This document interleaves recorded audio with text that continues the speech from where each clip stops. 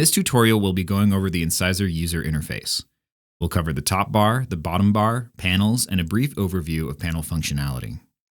Here we have the top bar. As you can see, it contains the project name, project directory, and a menu bar.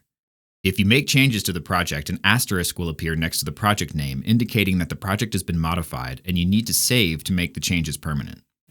A project updated button will appear below the project directory if changes have been made and the live view is out of date. This button will reload the project to reflect any updates. Lastly, we have the menu bar. Stay tuned for an upcoming tutorial on how to add custom menu items to Incisor. Next, we have the bottom bar. It contains a short version of Incisor's logs and tooltip information.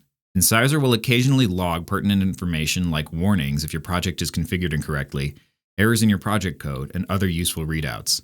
These entries are written to a more detailed log that can be found in the Application Support directory.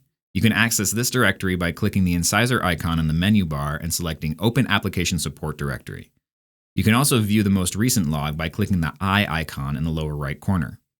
You can copy the log entry by clicking the copy icon, then paste the log into your preferred text editor. Alternatively, you can use the developer tools in your browser to view the logs in the console as well. Incisor also has built-in tooltips that display information about what your cursor is hovering over. This info is displayed below the logs in the bottom bar. You can also view tooltip information using the Tooltips panel. Now let's talk a little bit about panels.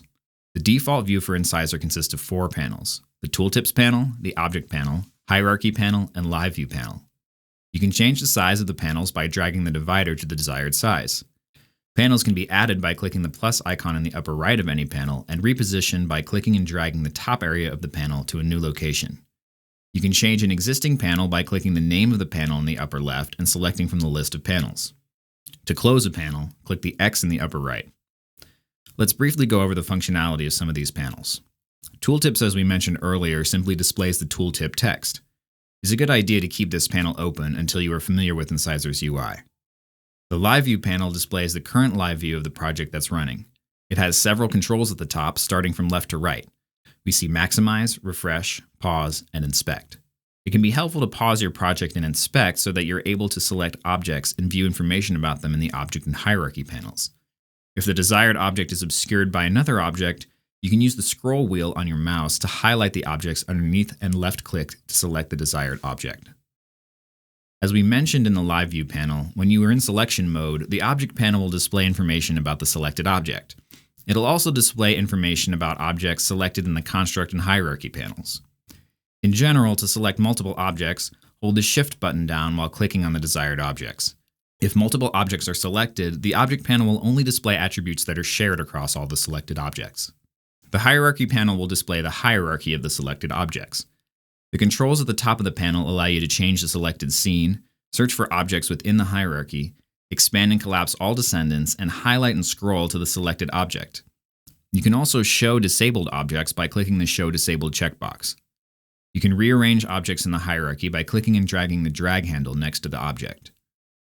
Other panels include the Layers panel, where you can add, remove, and reorder layers in your project.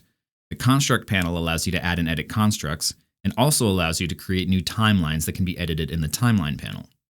Use the Particle System panel to create and modify existing particle systems. The Transcript panel can be used to add, edit, and remove translations in your project. The Assets panel will show the folder structure of your assets and allows you to modify attributes associated with those assets. And finally, the Publishing Analysis panel allows you to view a summary of the results from publishing a specific configuration. Incisor also allows you to add your own custom panels. Stay tuned for an upcoming tutorial on that feature. That does it for this video, but if you'd like to learn more about these panels individually, go to our YouTube channel or visit the tutorials page on IncisorDev.com. Also, feel free to ask questions about Incisor via Stack Overflow or on the Incisor subreddit. Have fun creating with Incisor.